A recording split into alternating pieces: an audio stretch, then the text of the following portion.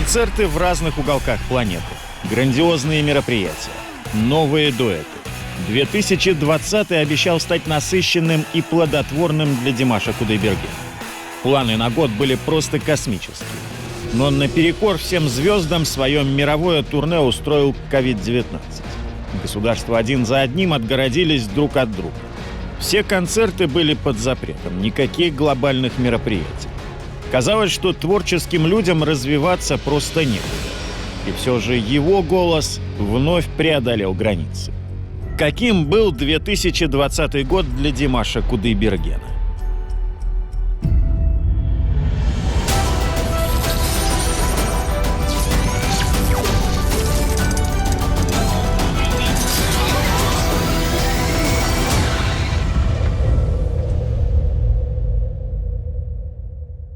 Димаш Кудайберген каждый буквально месяц производит фурор по всему миру, собирает просто сотни тысяч залов по всему миру и выигрывает в этой номинации Димаш Кудайберген – лучший деятель культуры года.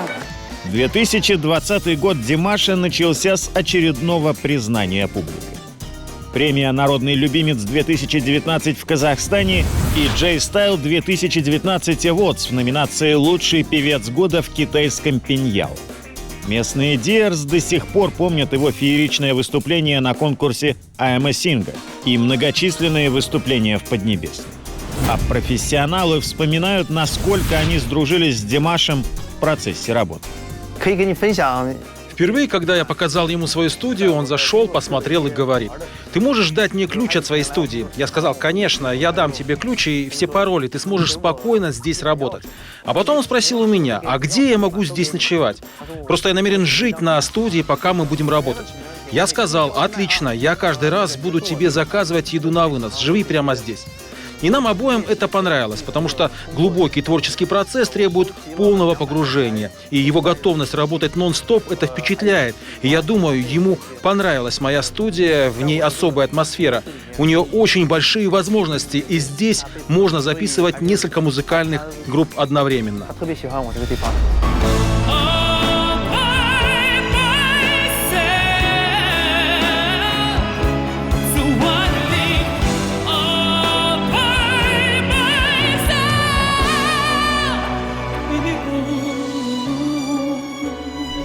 В числе соперников Димаша по конкурсу «I'm a Singer» 2017 был известный в Китае исполнитель Терри Ли. Казалось бы, какая может быть дружба среди конкурентов? К тому же тайваньский певец, несмотря на внешнюю молодость, старше Димаша на 28 лет. Но их взаимное понимание и уважение выросло до таких масштабов, что теперь Димаш называет Терри «Папа Линь».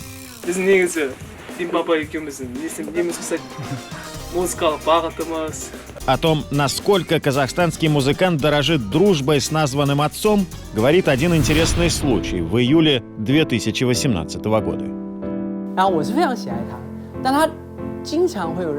Он пообещал участвовать в моем концерте в Шэньчжэне.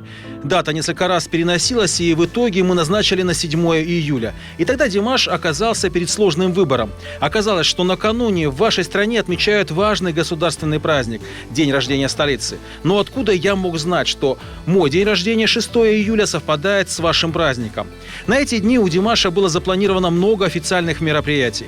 Там требовалось его присутствие, и вот чего я никак не мог ожидать, он полностью отказался от сна и отдыха. Закончив свое выступление там, он первым же рейсом примчался в Китай. Совершенно немыслимыми пересадками доехал до Шэньчжэня. Когда он приехал, я был на сцене и уже выступал. Тогда он вышел вместе со мной вообще без репетиций. Мы не готовили это выступление, это был экспромт. Даже не знаю, как описать мои чувства в тот момент.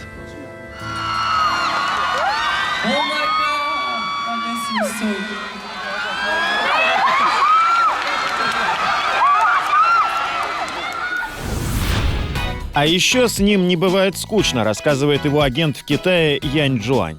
Она восхищается не только талантом и трудоспособностью Димаша, но и его чувством юмора.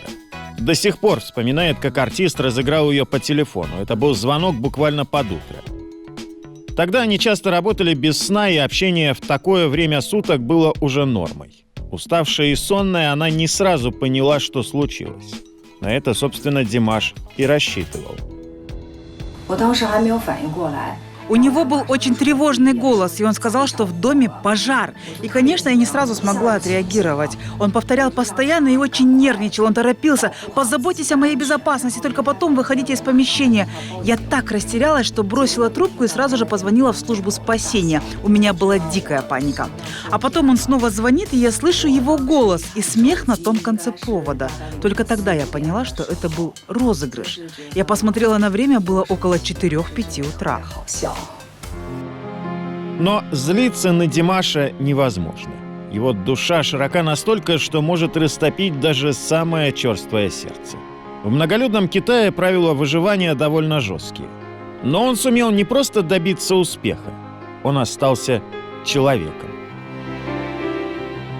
我觉得在舞台上的迪玛希呢，是 Я помню, однажды мы шли на запись ток-шоу, и по дороге мы встретили сотрудника, который кушал прямо в коридоре. И Димаш сказал нам, что очень хочет позвать этого сотрудника в нашу гостиную, чтобы тот мог нормально поесть. Вроде бы мелочь, но именно это показывает, что он очень теплый и искренний человек.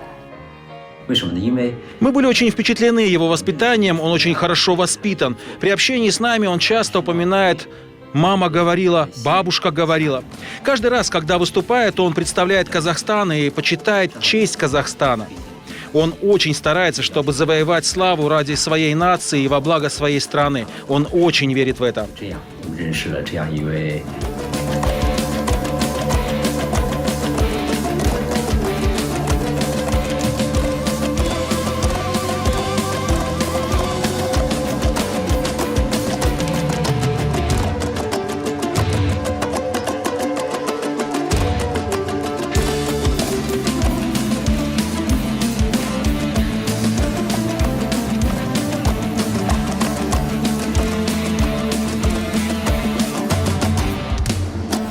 Патриотизм Димаша отмечают и другие творческие люди, которые признают его уже международным достоянием.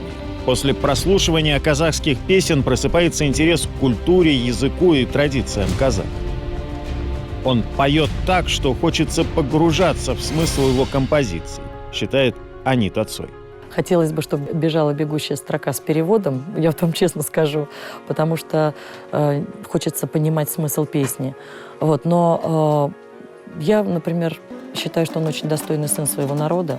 Сейчас редко какой молодой человек, молодой артист берет, играет на инструменте, поет на казахском языке, вот так относится к взрослым, к старшим. То есть, ну, я не знаю, это какая-то, спасибо его родителям, внутренне заложенная история.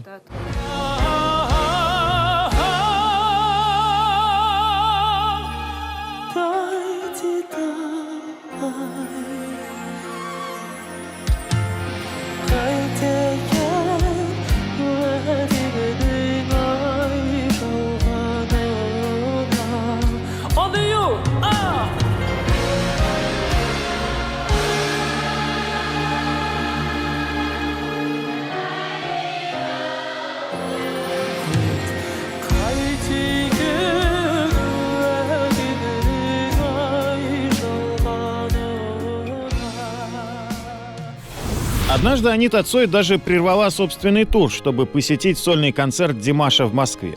Говорит, сама не ожидала, что попадет на шоу такого высокого профессионального уровня. Меня никто не приглашал специально. Ну, Димаш, понятно, да, но я имею в виду, обычно там приглашают артистов, какие-то продюсеры, кто ведет этот концерт, например, устраивает, просят дать интервью и так далее. Естественно, никто ничего не просил, никто никуда не приглашал, но мне было достаточно того, что было мое личное желание, и меня можно увидеть вот так на концертах, если я сама лично хочу туда попасть, да. Мне все равно, причем, что подумают об этом. Главное, что я хочу поддержать этого человека. На концерте у меня было вообще, я, честно говоря, ошалела. Вот у меня другого слова нет. Я была настолько не подготовлена к тому, что я увижу в Кремле. Я впервые увидела такого зрителя в Кремле. Зритель разношерстный, разнонациональный, и разновозрастной, и разный по социальному уровню. То есть Я не знаю, с чем это сравнить. Это, наверное, знаете, когда берут высокие звуки, например, где-то, и они зашкаливают. Вот какая-то вот такая диаграмма должна была нарисоваться в мониторе у звукорежиссера. Вот если это на музыкальный язык переводить.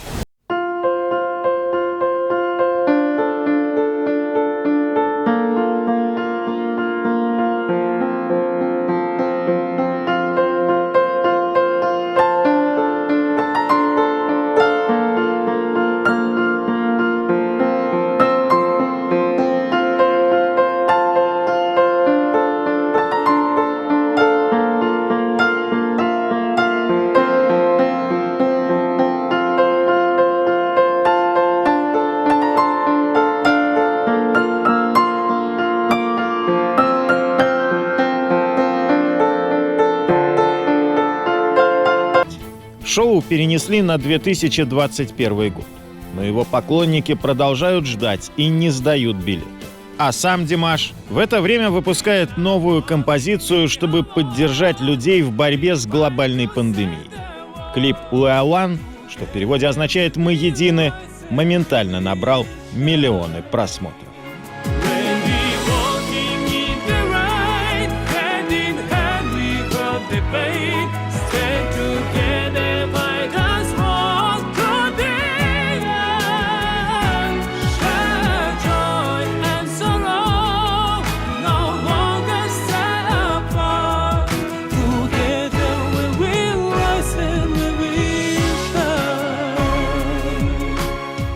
После этого клипа некоторые поклонники стали воспринимать Димаша как супергероя. Идею подхватили создатели комикса. В честь дня рождения артиста они запустили новый проект «Димаш Манга». Сам по себе жанр манга — это рисованные черно-белые картинки в японском стиле на самые разные темы. Тренд сейчас популярен в разных государствах. Автор проекта Андрей Бурмакин довольно долго вынашивал эту идею. И в год коронавирусной пандемии, когда людям была так нужна вера в чудо, ему удалось притворить ее в жизнь. Могу сказать, что творческий центр Димаш Алиев внимательно изучает сюжеты, смотрит рисовку совместно с нашими художниками, и потом мы все это вместе утверждаем.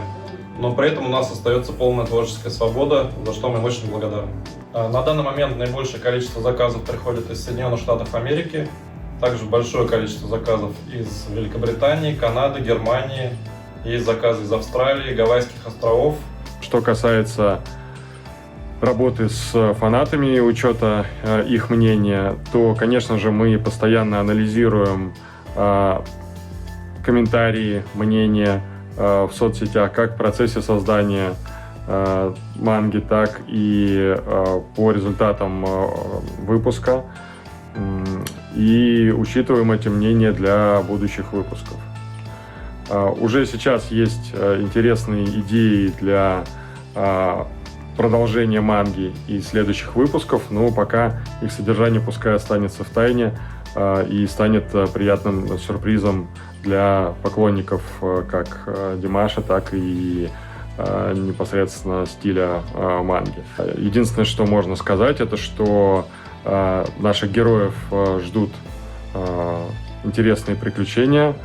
Само участие Димаша в сюжете будет значительно больше, и он станет действительно центральным персонажем сюжета. Неудивительно, что в начале лета Димаш признан лучшим зарубежным артистом по версии китайской социальной сети Weibo. Артист не раз признавался, что победы в различных конкурсах, новые номинации и премии не просто повод для гордости. Во-первых, это большая ответственность за доверие людей. Во-вторых, стимул для развития. Димаш, защитив магистерскую степень, сейчас поступил в докторантуру. И, конечно, учась в докторантуре у той Жанны Жиркадаровны Егенбаевой, и кандидат искусствоведения, он изучает и фольклорное искусство, но сейчас он пишет диссертацию по нашему эстрадному искусству Казахстана, какие были традиции и какие перспективы. Я ему говорю, что перспективы надо именно обозначать, потому что если ты уже имеешь выходы на вот эти известные сцены, на известных менеджеров, импресарио, на известные звукозаписывающие студии, то это уже надо приводить как свершившийся факт и, соответственно, на него равнять последующие наши поколения, которые до сих пор до такого как бы уровня еще только-только поднимаются. В каком-то смысле коронавирусный год дал такую нужную творческую паузу. Появилось время для поиска себя в новых направлениях. Этим летом казахстанский музыкант Димаш Кудайберген дебютировал в качестве режиссера. Он лично участвовал в создании клипа на свою новую композицию «Кайран Елем». С точки зрения создания сюжетной линии, построения кадра и сам принимал участие в монтаже. Это мы придумали с Димашем вместе, да. И горячий инструмент, и горячий Димаш. Это некий посыл такой. Если вы видите вот эти вот речки, которые маленькие, издалека снимаются, как они воссоединяются друг с другом, потом расходятся, потом все вливаются в одну кучу. Это вот разные люди пересекаются с разными людьми, их судьбы. И когда они воедино становятся, они, то есть появляется какая-то сила, появляется какое-то понимание. Но всегда какое-то окружение гор всегда появляется. Это препятствие. И это препятствие всегда нужно преодолять. То есть жизнь — это, в общем, интересное путешествие, мне кажется, которое мы должны пройти вместе и не отдаляться, не уходить в отдельную русло, в отдельную речку, чтобы просто высохнуть. Надо держаться вместе, тогда все будет хорошо. Похоже, с каждым разом Димаш становится все ближе и ближе к кинематографу. О его дружбе с мировой звездой Джеки Чаном говорили буквально все. Еще в прошлом году артисты анонсировали совместный проект, работу над фильмом «Авангард», где Димаш исполнил финальный саундтрек. Фильм вышел в прокат осенью 2020 года.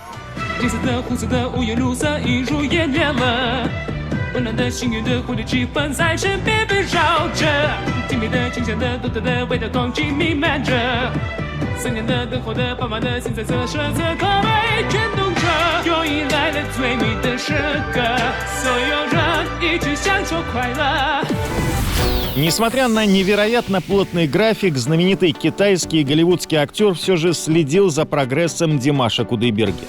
Об этом Джеки Чан лично рассказал в эксклюзивном интервью агентству «Хабар». Димаш очень хороший молодой человек. Я совершенно случайно услышал, как он поет. И тогда я понял, какой прекрасный высокий голос у него. Я помню, в 2019 году приехал на участие в фильме «Чен Лун Кунг-фу». Это было на репетиции к церемонии открытия по случаю премьеры фильма. Я просто сел и увидел его выступление. Это был уже более зрелый артист, чем я видел Димаша несколько лет назад. Трудолюбие Димаша в сочетании с его юношеской непосредственностью, похоже, всерьез подкупили Джеки Чана. Знаменитый на весь мир актер и режиссер дал казахстанскому артисту свои напутствия. Судя по ним, творческий тандем Джеки Чана и Димаша еще не раз порадует зрителей всей планеты. Удивительную искренность Димаша отмечает и украинский режиссер Алан Бадой. Они вместе работали над созданием клипов к композициям «Любовь уставших лебедей» и «Знай». В Димаше сочетается два очень интересных момента. Это ребенок, потому что, во-первых, он юн, по-настоящему юн, и он искренне всегда радуется, как ребенок. Он искренне радуется удачному дублю, искренне не радуется неудачному дублю, искренне хочет выжать из ситуации максимум. И это круто, это очень... И он такой светлый в этом моменте. И он всегда может и посмеяться, и прикольнуться, и прикольнуть тебя. И это кайфово, это детство. И это, мне кажется, очень уникально. А второе, что в нем, это перфекционизм. Это очень взрослая черта. Это когда, несмотря на свое детство, ты очень четко понимаешь, что ты создаешь музыку, которая откликается в тысячах сердец. И ты ответственен за то, что конкретно получается. Ты ответственен за то качество музыки. Ты ответственен за то, что Люди вместе с тобой растут. И вот ребенок и абсолютно взрослый, ответственный перфекционист-артист – это настоящее сочетание Димаша. Это очень крутое сочетание. Алан Бадоев вспоминает, насколько сложными были съемки этих клипов.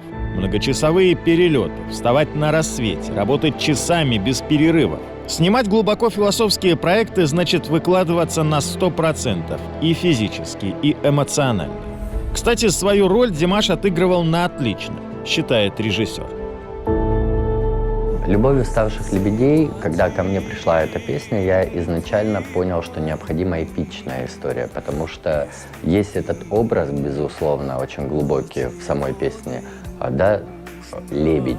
То есть, как говорят, что лебеди — это самые преданные птицы друг другу. Вот, и если они выбирают своего партнера, то они всю жизнь. И мне хотелось создать для Димаша такую историю, в которой будет эпически, фантасмагорически, как легенда некая, рассказываться о любви, да, и о людях-ангелах, совершенно о другом мире, для того, чтобы придать дополнительный образ песни. Потому что, мне кажется, было бы очень странно снимать просто какую-то историю о любви между парнем и девушкой. Не могут жить в разлуке лебеди. Подожди, не спеши. В разлуке боль сильней. Любовь мою согрей. Любовь уставших лебедей. Клип «Знай» — это более минималистичная история, поэтому мы выбрали Исландию с ее ландшафтами пустынными, абсолютно марсианскими, для того, чтобы чтобы создать Адама и Еву практически, да, то есть их любовь прорастает из земли и в землю уходит. Димаш как раз у меня и сопрягается с философским ощущением и с вселенскими темами, то есть, опять-таки, это все и драматичность заложена в его песнях, и в том, как он поет, и сколько он туда души вкладывает, мощи. Было бы очень странно, наверное, это все замыкать в современный мир бытовых отношений. Это было бы очень мелко.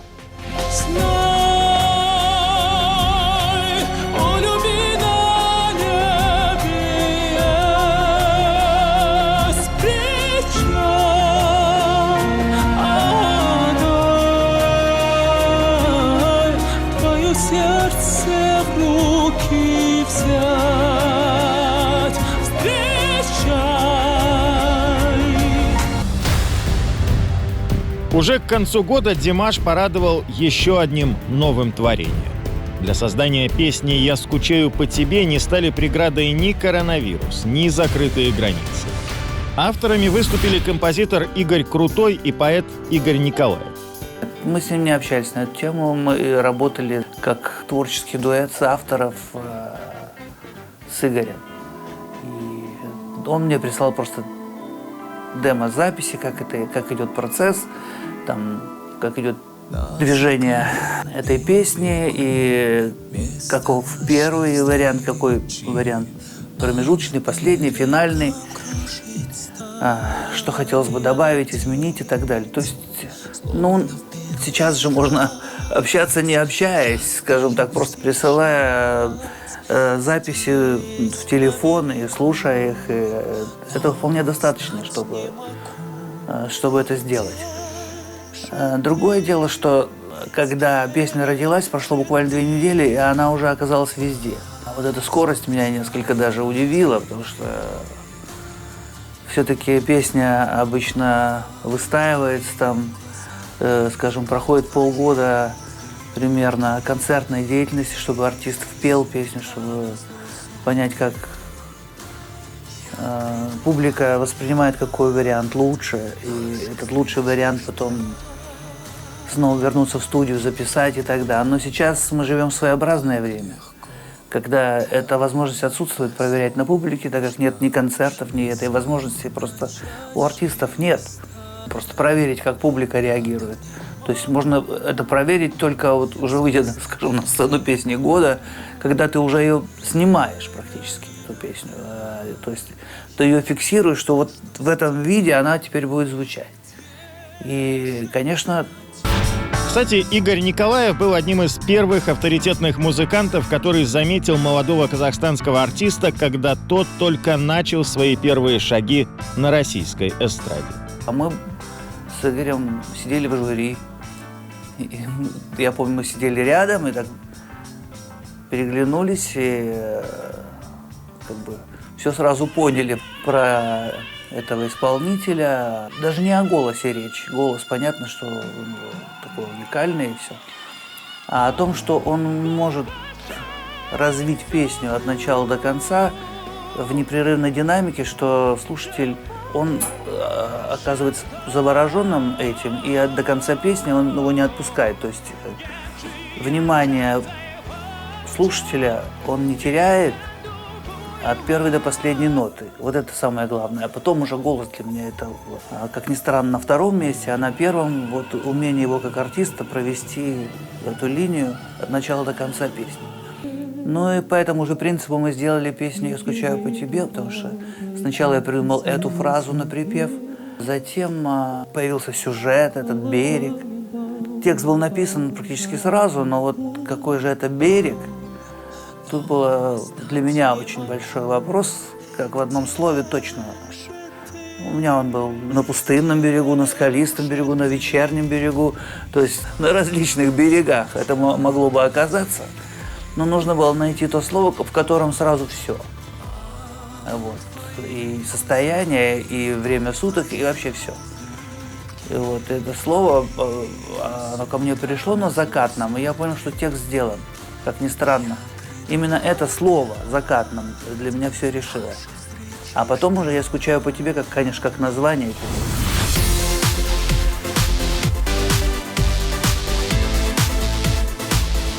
Несмотря на сложный год, Димаш вновь расширил свои горизонты возможностей и географию поклонников.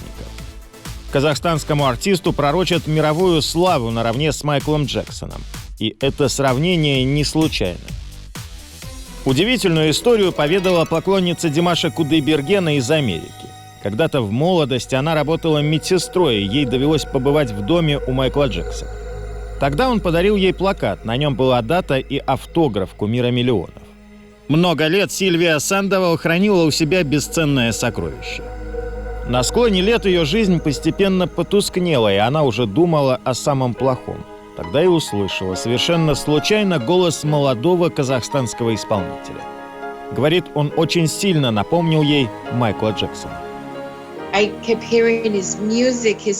Я продолжала слушать его музыку, его песни, и в тот момент я подумала о том, как сильно он напоминает мне Майкла. Он даже разговаривает как Майкл, так мягко, спокойно.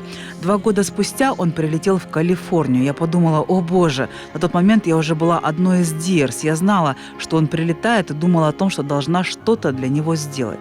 Я знала, что он очень сильно любит Майкла, а я в возрасте, и никогда бы не подарила плакат, который мне подарил Майкл. Я подумала о том, что, может быть, я должна подарить этот плакат Димашу.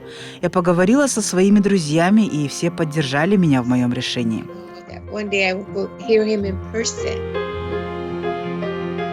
Сильвии 74 года, она ходит очень медленно. Однажды, когда гуляли с подругой по Голливудскому бульвару, зашли в кафе. Тогда они увидели Димаша, их любимый певец просто шел мимо витрины. И Сильвия поняла, что нужно срочно что-то делать. My friend went inside to get the coffee, and because I can't run with my legs. Я сказала своей подруге: быстрее, догони его. Она побежала, остановила его и рассказала про меня, что одна пожилая женщина, его Диерс, не может подойти из-за своих ног. Они подошли ко мне, мы немного поговорили. Я сказала: Димаш, у меня для тебя есть плакат Майкла. Ты хочешь, чтобы я привезла его в аэропорт? Он сказал: нет, принесите его сразу. Мы запланировали встречу на следующий день, чтобы я передала ему плакат. Когда я доставала плакат, чтобы передать его Димашу, я увидела на нем дату, когда Майкл подписал его для меня. Это была дата рождения Димаша. Я не могу передать, что в тот момент я почувствовала. Ток прошел через мое тело. Я подумала, что Майкл хочет, чтобы я отдала плакат ему. Сильвия говорит, что не помнила о дате на плакате вплоть до того момента, пока не передала его Димашу. Единственное, что она точно помнит, это произошло на ранчо Майкла Джексона, Неверленд, за 2 дня до его свадьбы с Лизой Мари Пресли. It's so funny because Я подарила ему плакат и объяснила, что Майкл, когда вытаскивал его из рамки, он нечаянно порвал внизу. Майкл поставил свои инициалы, которые он обычно не ставил. Это были его личные инициалы. Он расписался. Я объяснила, что Майкл надорвал его и что у меня есть клейкая лента, чтобы заклеить. Димаш отказался и сказал: «Нет, я хочу как есть». Этот плакат порванный Майклом Джексоном. Я сказала: «Не знаю, как это объяснить. Димаш, переверни плакат». Он повернул его и обомлел. Он не мог в это поверить. Он обнял меня. Мы все плакали, и я понимала, что я совершила правильный поступок, подарив плакат Димашу. Я попросила: «Пожалуйста, позаботься о нем. Я берегла его 24 года, а теперь хочу, чтобы ты берег его». Он спросил, почему я не продала его, а я пошутила и сказала: «Хорошо, отдавай мне его обратно, и я продам». Он сказал: «Нет». Я сказала, что моей главной целью было осчастливить тебя, так как я знаю, как сильно ты любишь Майкла.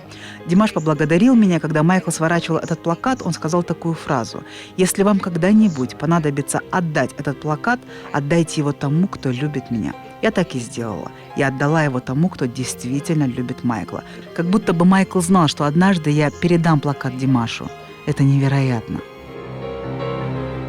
Своей встречи с Димашем ждут поклонники его творчества всего мира. Якутская диарс Елена Шишигина мечтает когда-нибудь лично подарить любимому артисту хамус – якутский национальный инструмент. Она сыграла на нем в канун дня рождения артиста и выложила запись в интернет.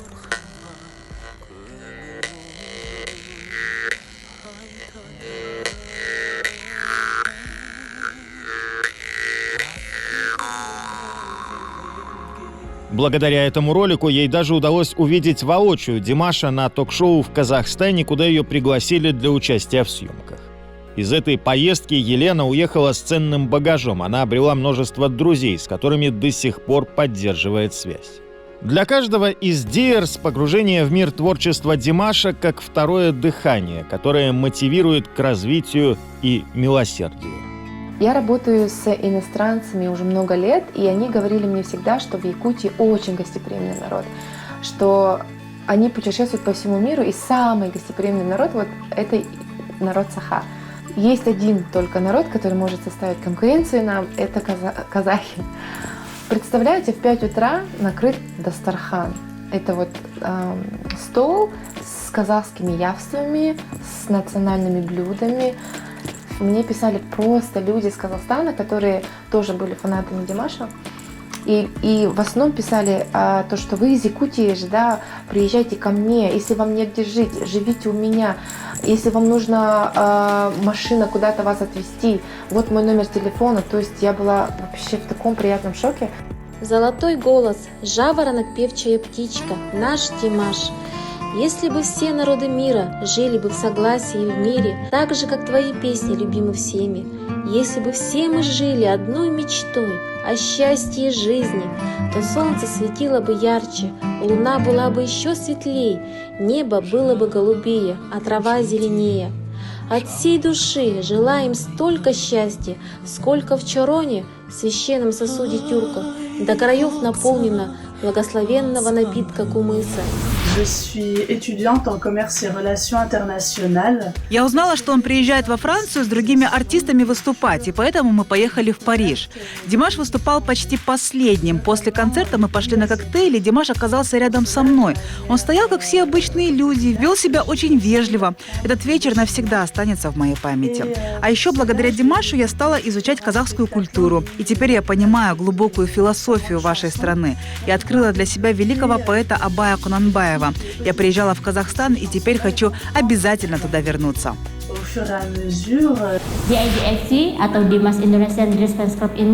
Мы проводим мероприятие Благословенной Пятницы, а именно оказываем поддержку пожилым людям, людям с ограниченными возможностями и всем, кто находится в менее благополучном положении. Также мы стараемся покрыть некоторые медицинские расходы для больных раком головного мозга в индонезийском городе Банка-Белитунг. Мы поддерживаем деятельность социальных служб, которые помогают жертвам наводнения в Джакарте.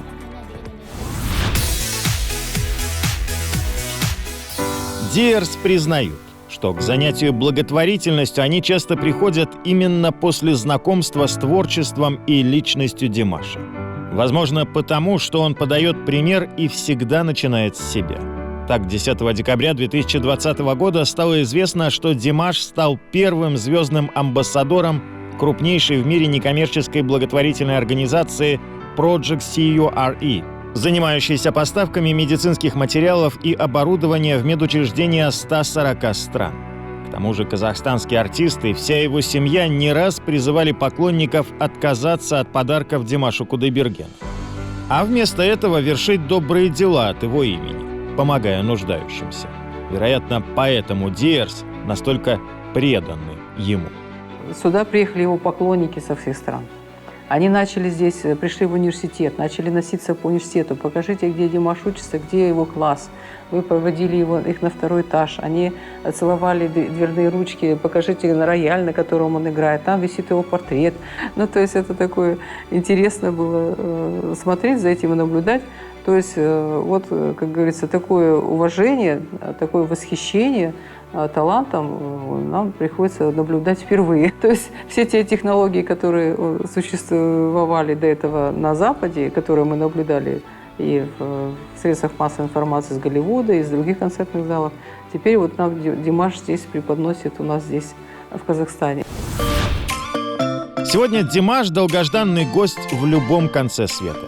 Его хотят видеть поклонники, на него возлагают надежды эксперты, с ним стремятся работать профессионалы. Я считаю Димаша суперзвездой мирового уровня. В будущем он обязательно добьется впечатляющих успехов и станет популярным во всем мире. Благодаря его таланту и его имиджу, его музыка имеет такой международный успех. Это огромные творческие стандарты, очень высокие.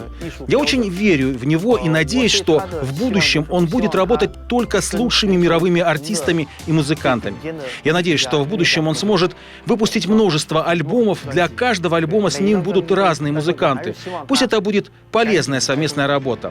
Димаш, все в этой студии ваше. Гитары, синтезаторы, моя студия в вашем полном распоряжении. Пароль от моей студии, он у вас есть. Я очень благодарна Димашу, что он прилетит в Москву и примет участие в моем концерте. Тем более это не просто концерт, это 11-е шоу в моей жизни. И называется оно не случайно «5-й океан», потому что это юбилейное шоу, мне 50 лет. Конечно, всегда приятно, когда тебя ценят, помнят, любят и готовы с тобой выходить на одну сцену.